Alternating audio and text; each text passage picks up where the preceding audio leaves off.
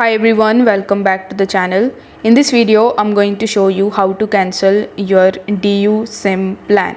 So whether you are using a prepaid plan or a postpaid plan, you can cancel it very easily. So in order to do it, first of all, you will have to open your DU mobile application and then you just have to log in into your account.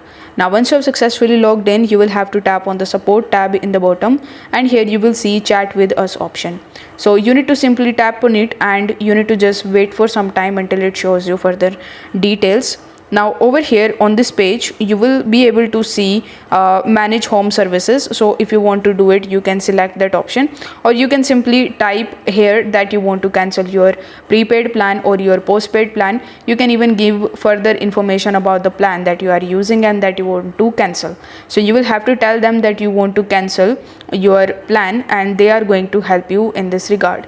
The second thing that you can do to cancel your postpaid or your prepaid plan is you can dial 800-155 on your phone and you can simply contact them and request the customer service executive to cancel your DU SIM plan.